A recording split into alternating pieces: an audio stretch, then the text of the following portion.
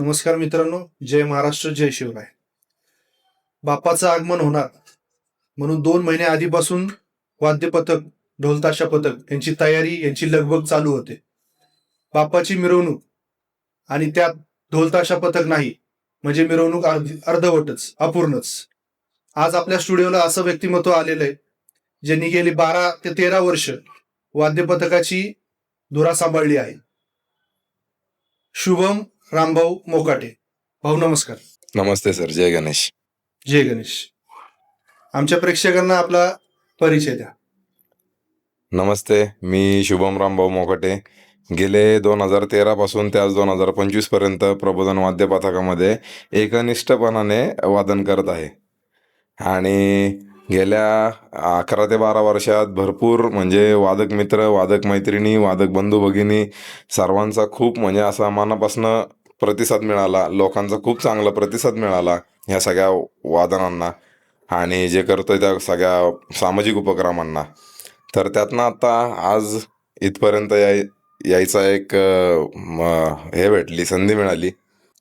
भाऊ, एकूणच तुमचा पथकाचा प्रवास म्हणजे वादक ते पथक प्रमुख यापर्यंतचा तुमचा प्रवास आमच्या प्रेक्षकांना सांगा. जेव्हा 2013 मध्ये साधारण मी पथकामध्ये आलो, ते पथकाचं पहिलंच वर्ष असेल, तेव्हा मी वादक म्हणून आलेलो. तेव्हा माझा मित्र मला घेऊन आलेला की अरे आपल्या इथं नवीन पथक चालू होते, तर आपण वादक म्हणून म्हणजे वादन करायला जाऊयात. तर तेव्हा आम्ही 2013ला जे पथकात आलो, त्यानंतर आम्हाला जी ते वादनाची, जे ते ढोलताशाची जी गोडी लागली आम्हाला, तर म्हणजे ते एक व्यसनच लागलं आम्हाला थोडक्यात. तर ते आमच्याकडनं कधी सुटलंच नाही ह्या गोष्टी.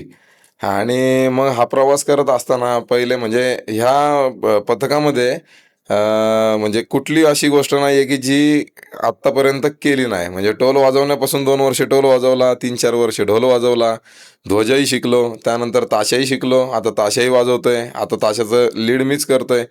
म्हणजे ह्या सगळ्या 11-12 वर्षात भरपूर नवीन मित्र झाले, पण भरपूर म्हणजे चांगले मित्र लांब पण गेले ह्या गोष्टींमुळं. म्हणजे असे खूप चढ उतार आले ह्या 11-12 वर्षामध्ये. पण जे आज करतोय त्याला म्हणजे लोकांची किंवा सगळ्या समाजाची आत्ता त्याला म्हणजे दाद देत आहेत, दाद मिळते. आत्ता वादकांना दाद मिळते. आता ह्या आत्ताच्या परिस्थितीमध्ये पब आणि इकडं तिकडं जाऊन पार्ट्या करण्यापेक्षा वादनाला आलं, जे मुलं वादन करायला जातात, तर हे म्हणजे जे आपले परंपरा जपतात, जे आपली संस्कृती जपतात आहेत, अशा गोष्टींना आपण पहिलं प्राधान्य दिलं पाहिजे. आणि आपलं प्रबोधन वाद्य पथक हे पथक नसून आपण वर्षभर ह्याच्या मागे उपक्रम घेत असतो. आईसाठी आपली सर्व मुलं सारखीच असतात, पण तुम्ही वादन पथन करताना तुम्हाला फेवरेट इन्स्ट्रुमेंट कुठलं? ढोल, ताशा, टोल, ध्वज? तसं आवडतं वाद्य म्हणायला गेलं तर सगळेच वाद्य आवडतात. सगळ्या वादकांना सगळ्या वाद्यांना एकमेकाची ताल किंवा साथ भेटल्याशिवाय तो लय निर्माण होत नाही. तो जो म्हणजे पब्लिकला किंवा जे माणसांना जे ठेका धरायचा असतो, जे वादन करताना जे माणूस डुलतो, जे मान डुलते, जे माणूस ठेका धरतो, ह्या सगळ्या गोष्टी अशा प्रत्येकाशिवाय अपूर्ण आहेत. जसं की ढोल वाजायला लागला, ताशा वाजायला लागला तर ढोल वाजणार, ढोल वाजायला लागला त्याला टोल वाजला तर त्याला अजून त्याला एक छान लय येणार. त्यानंतर ध्वज नाचला, अजून त्याला बघायचा दृष्टिकोन बदलतो. ध्वज हे पथकाचं सगळ्यात मोठं मान म्हणजे ध्वज असतो. त्या ध्वजापासून सुरुवात होते. तर अशा म्हणजे सगळ्याच गोष्टी मी वादन पण केलेलं आहे, त्यामुळे मला अशा सगळ्याच गोष्टी आवडतात. असं कुठली एक स्पेसिफिक गोष्ट आहे असं नाही सांगता येणार, पण खूप म्हणजे सगळ्या गोष्टीच आवडतात. तुमच्या 13 वर्षाच्या प्रवासामध्ये काही राजकीय सपोर्ट तुम्हाला म्हणजे लाभतो का, किंवा त्याचा काही फायदा तुम्हाला होतो का?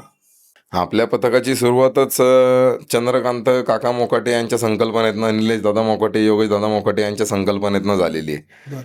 तर आम्हाला जिथे जिथे कुठं कमी काय पडेल, म्हणजे जिथं आम्हाला प्रॅक्टिसच्या जागेचा प्रश्न निर्माण होईल किंवा जिथं आम्हाला बाहेर पोलिसांचा त्रास होईल किंवा कोणाचा आजूबाजूच्यांचा त्रास होईल, तिथं काकांनी थांबून म्हणजे किंवा दादा यांनी थांबून सगळ्या गोष्टींवर मार्ग काढून आम्हाला तिथं मार्गदर्शन केलेलं आहे. किंवा अजून पथकाच्या ज्या चढ उतार जे आलेले आहेत त्यामध्ये ते आमच्याबरोबर खंबीरपणे उभे राहिलेले आहेत. आम्हाला त्यांची साथ आजपर्यंत म्हणजे मोलाची राहिलेली आहे आमच्यासाठी. सध्या डीजे मुळे सांस्कृतिक आपलं जे वाद्य पथक आहे ते थोडंसं काहीसं मागं पडलेलं आहे. तर डीजे वर्सेस ढोलताशा पथक यात तुम्ही कसं व्याख्यान कराल किंवा त्याची व्याख्या काय मांडाल? पहिली महत्वाची गोष्ट म्हणजे की डीजे आणि ढोल ताशा पथक ह्याचं कम्पॅरिझन कधीच होऊ शकत नाही. बर कारण डीजे वाजवणारा एकच माणूस असतो आणि बाकी सगळ्या मशनी असतात. बरोबर. इथं वाद्य वाजवणारे सगळे वादक असतात आणि ती वाद्य पण बोलत असतात वादकांशी. बरोबर. तर ह्या सगळ्यांचा एक म्हणजे जे पारंपरिक आहे, जे संस्कृती आहे, ते आणि डीजे ह्यामध्ये खूप जमीन आसमानाचा फरक आहे. डीजेने कर्कश आवाज येतो.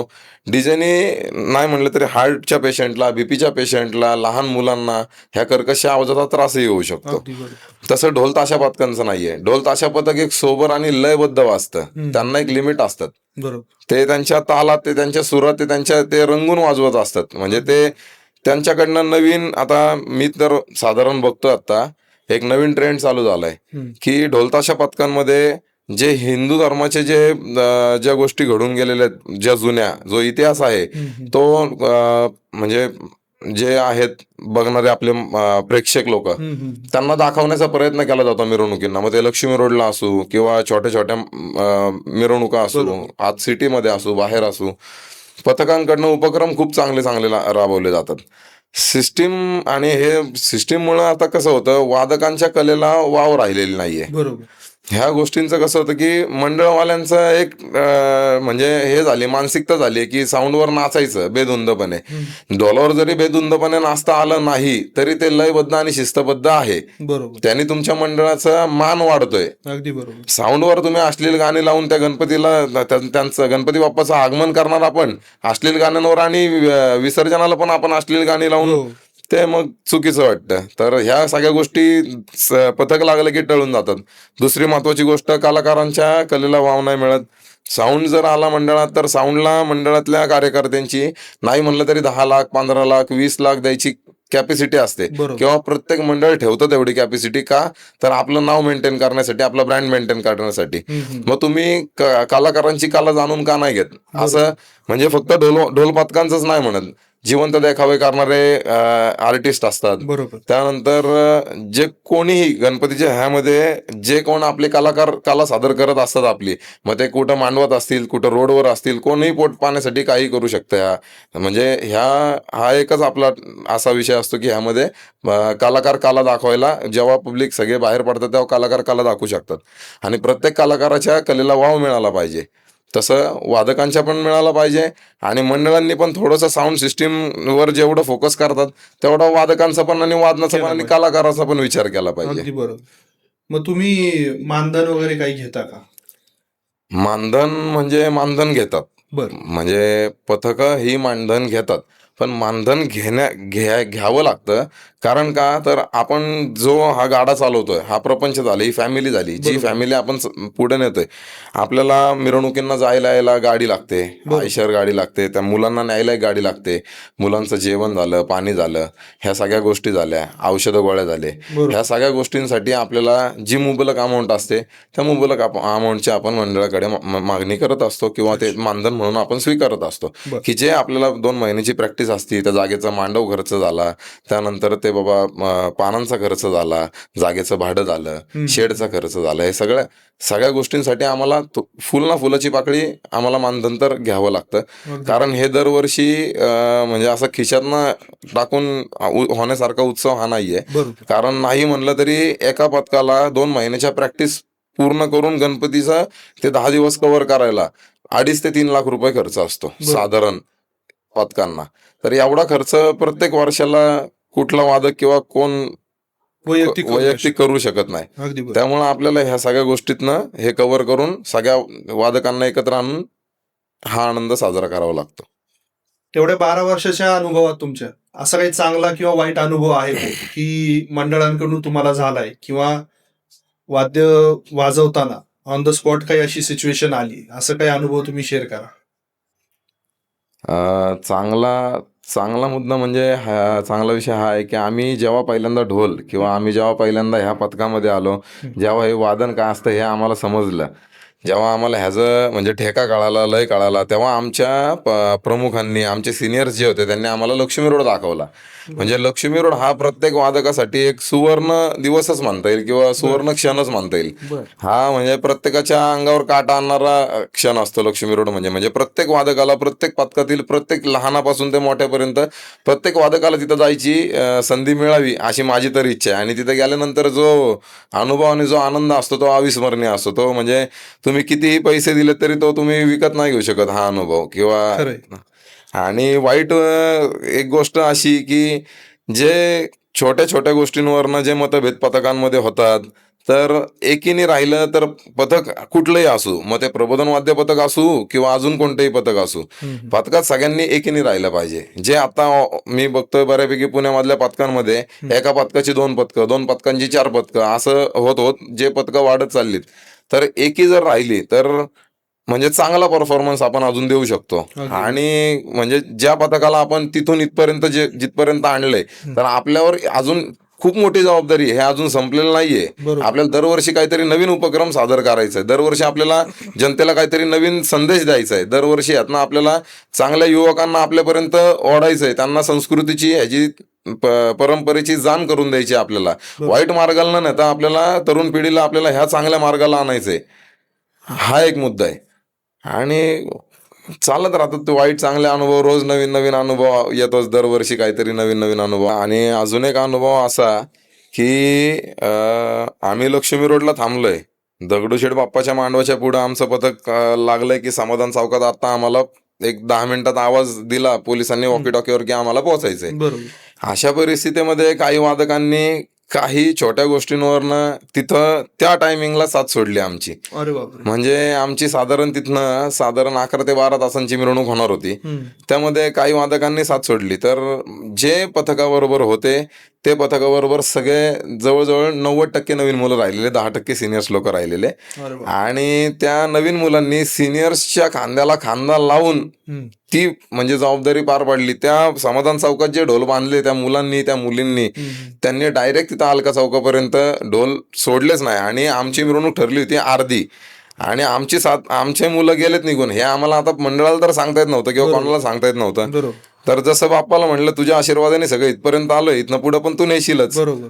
मग बाप्पाने तशी सुरुवात केली. आम्ही अर्ध्यापर्यंत आलो. जेव्हा आमचं वादन थांबवायचं हे आलं टाईम आला, तेव्हा मंडळातला अध्यक्ष आला. अरे म्हणला दादा जरा प्रॉब्लेम झालाय. म्हणलं काय झालं? म्हणलं आमच्या मंडळाचे साऊंडच उडलेत.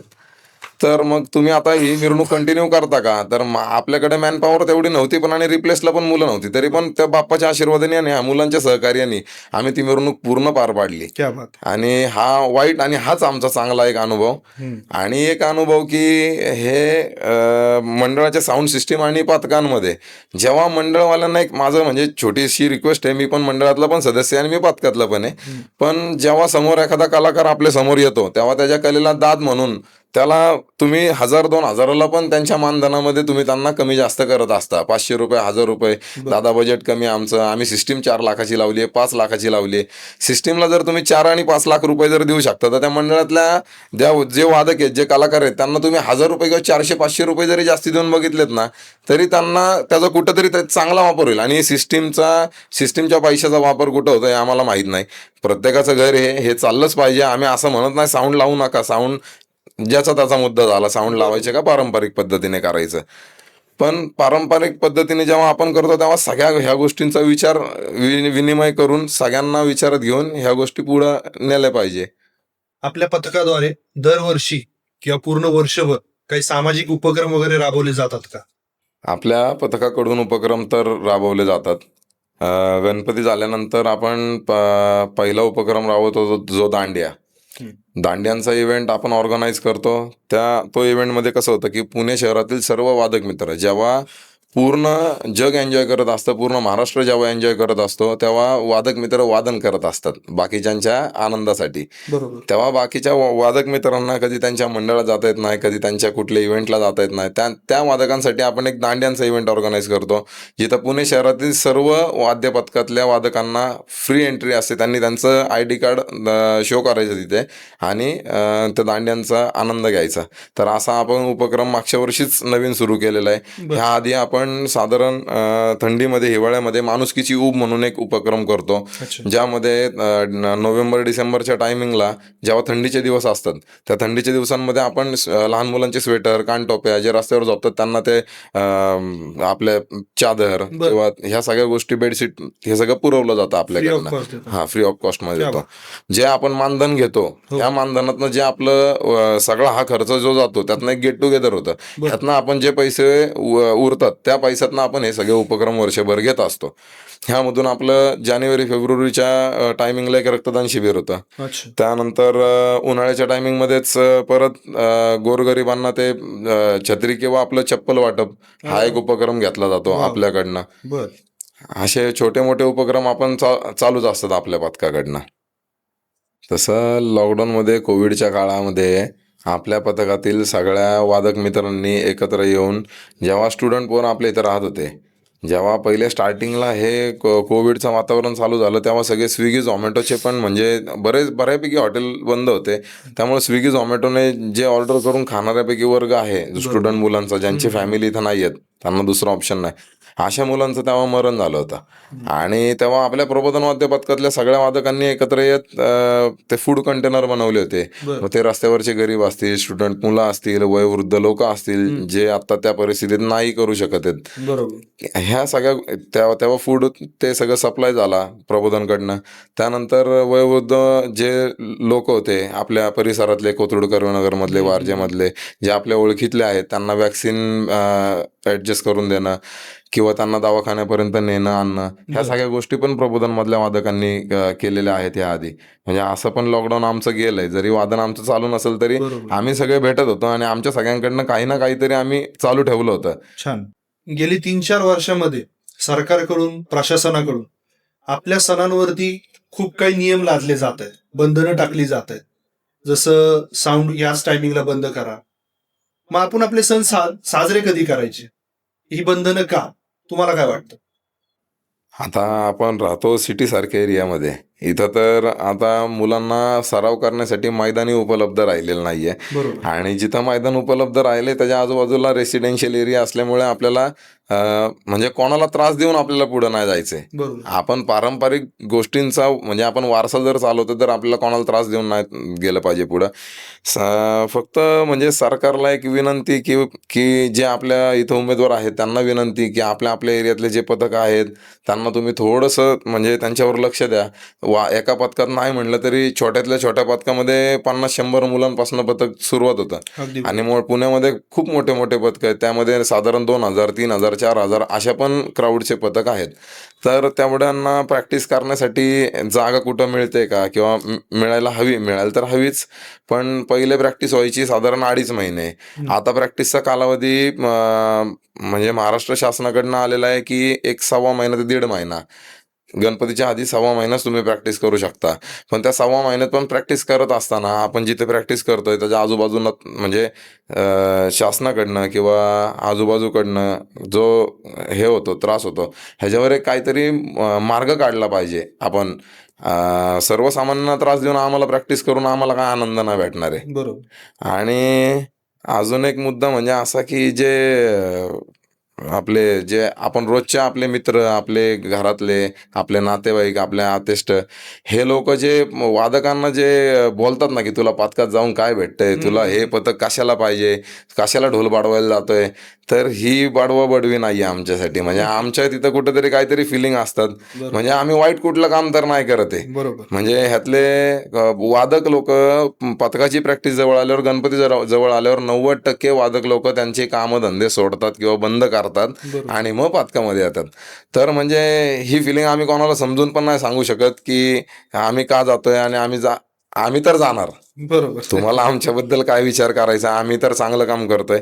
आणि शासनाकडनं आणि सगळ्या समाजाकडनं आम्हाला प्रतिसाद मिळाला पाहिजे आणि वाव मिळाली पाहिजे आमच्या कलेला. आणि थोडंसं आम्हाला प्रॅक्टिसच्या जागेचं हे जे आमचे छोटे छोटे प्रश्न आहेत ह्याच्यावर थोडंसं लक्ष दिलं पाहिजे.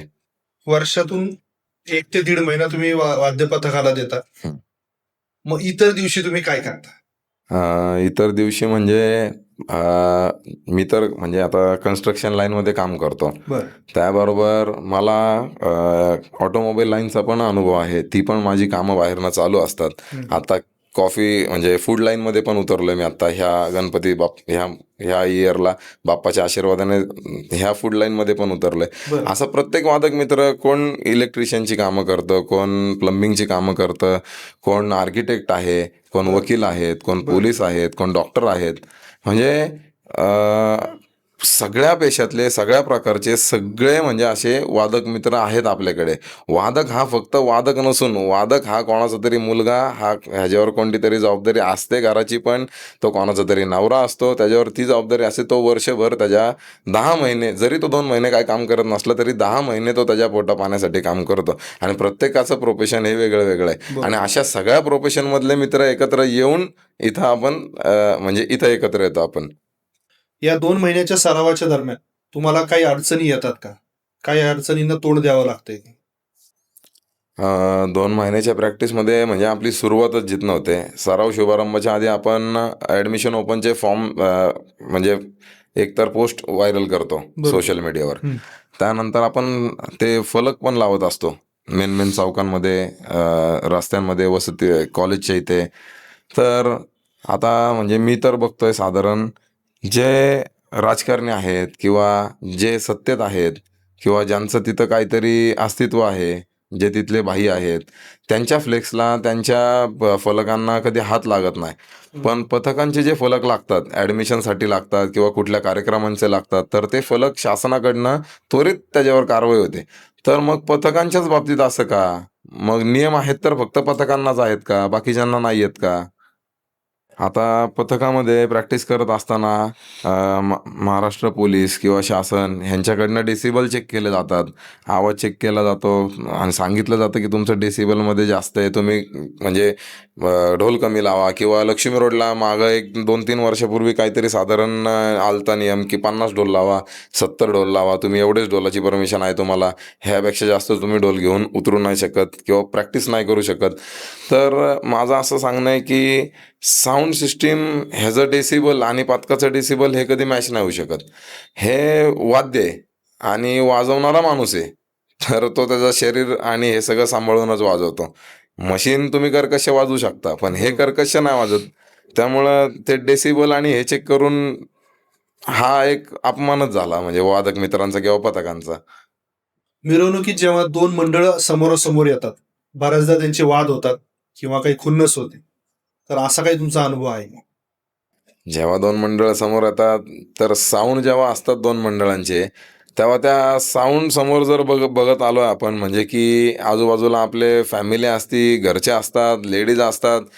2 साऊंड जेव्हा समोर येतात, प्लाझ्मा हे जे प्रकार आहेत साऊंडचे, ह्याचा कर्कश आवाज आणि त्यावर ते अश्लील चाळे मंडळातल्या कार्यकर्त्यांचे, तर हे असं समोर आल्यानंतर नाही झालं पाहिजे. कारण आपण एक समाजाचा भाग आहे, आपल्याला आपण काहीतरी देणं लागतं. आणि आपल्याला आपल्याच घरातल्या आपल्या माता भगिनी किंवा जे आपले लहान मुलं, ह्यांनी जर हे असं जर बघितलं तर ह्यांच्यावर संस्कार काय होतील? किंवा मग आपल्या घरच्यांना पण म्हणजे माता भगिनींना पण तिथं सहभागी होऊशी वाटलं पाहिजे ना. अगदी. हेच जर 2 पथकांचं जर तुम्ही म्हणजे सांगतो मी तुम्हाला, जर 2 पथकं समोरासमोर आली, 2 मंडळं, 2 पथकांची मिरवणूक असेल, 2 पथकं वादन करताना तिथं त्यांच्यात खुन्नस होते, जुगलबंदी खुन्नस नसते. असते, हं. पण ती वादनात असते. अच्छा. आणि तुम्हाला वादनातनं सिद्ध करायचं असतं की कोण चांगलं आहे इथं. ओके. जे साऊंडवर कॉम्पिटिशन नाही होतं ना की आवाज कोणाचा चांगला, इथं पण आवाजावरच खेळ आहे.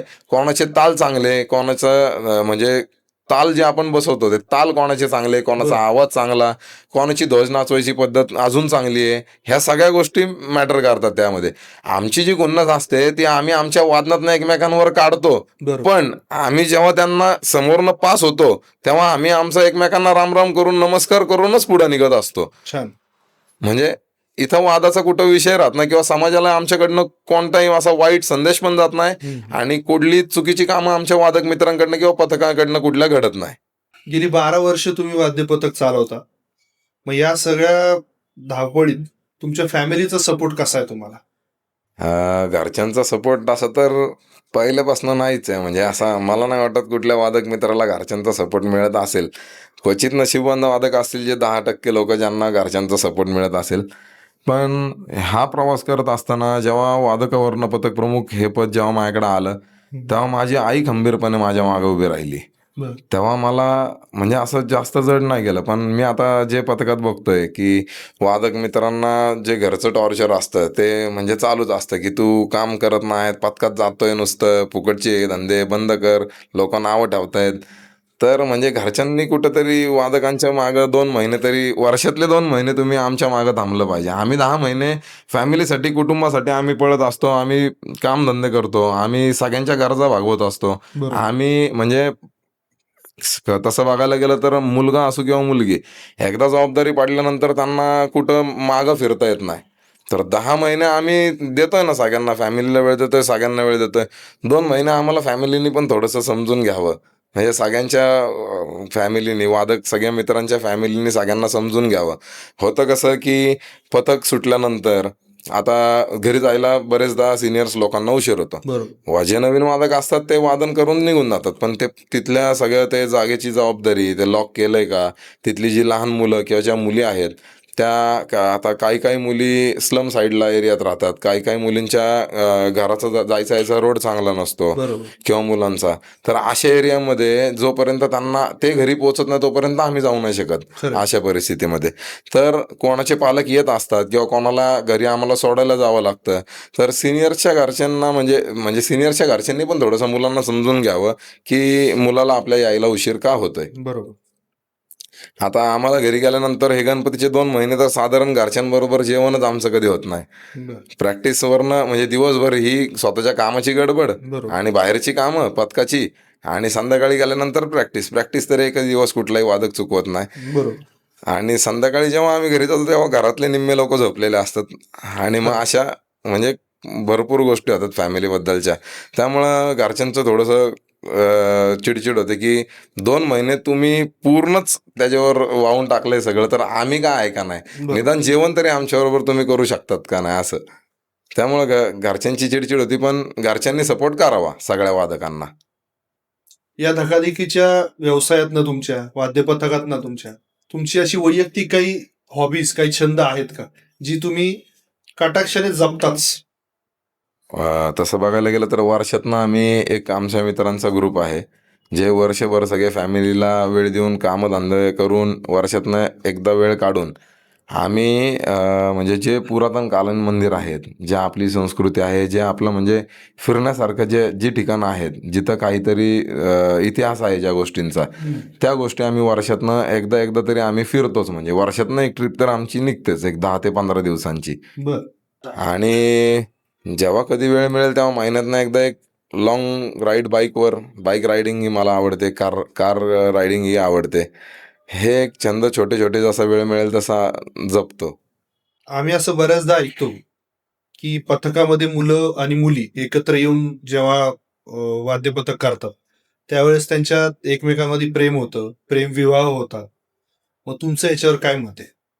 हे बघा सर, ज्या गाठी जिथं बांधल्या जातात, जे व्हायचंय ते तुम्ही पथकात आले तरी होणारच आहे, तुम्ही नाही आले तरी होणारच आहे. अगदी बरोबर. आणि पथकामध्ये जर बघायला गेलं तर भरपूर जण सेट पण झालेले आहेत. म्हणजे जे चांगले जे आहेत शिकलेले त्यांचे पण लग्न पथकामुळे झालेले आहेत. बर. म्हणजे पथकामुळे असं काय कोणाचं वाईट नाही झालं. लग्न तर हे प्रत्येकाचं होतच असतं, पण फक्त आपला लाईफ पार्टनर आपल्या मनासारखा मिळावा आणि तो आपल्याला समजून घेणारा असावा.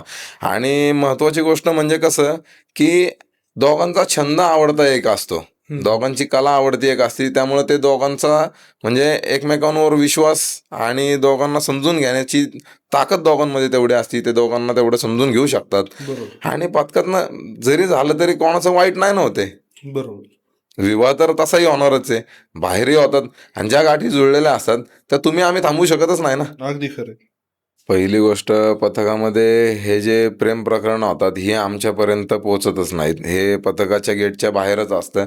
आणि हे यांच्या पथक चालू चालू झाल्यानंतर ते संपल्याच्या नंतर यांचे प्रेम प्रकरणामध्ये म्हणजे हे गुंतात जास्त करून. वादनाच्या टायमिंगला एवढा तर वेळच नसतो कोणाला की हे सगळं करत बसायला. तेव्हा बाकीच्या जबाबदाऱ्या पण असतात. आणि समाजामध्ये लोकांना मला असं सांगणं आहे, की पथकांना जज करताना तुम्ही पहिले त्या गोष्टीची पूर्णपणे माहिती घ्या. त्या गोष्टी बरोबर आहेत का चुकीच्या आहेत, ह्या सगळ्या बघा आणि मग तुम्ही त्या पथकांना दोष द्या. खरं तर प्रमुख म्हणून आम्ही काम करत असताना जेव्हा वादक म्हणून आम्ही होतो तेव्हा आम्हाला पण काहीतरी वाटत होतं, पण प्रमुख म्हणून जेव्हा आम्ही काम करायला सुरुवात केली तेव्हा आम्हाला पण ह्या गोष्टींचं म्हणजे जसं जसं या गोष्टी आम्हाला कळत जातात तसं तसं आम्ही त्या मुलाच्या किंवा मुलीच्या पालकांना समोर बोलून त्यांच्याशी शांतपणे बोलून त्यांना हे सगळं प्रकरण आम्ही सांगत असतो. म्हणजे आम्ही कुठल्या वाईट गोष्टींना आम्ही पण थारा देत नाही.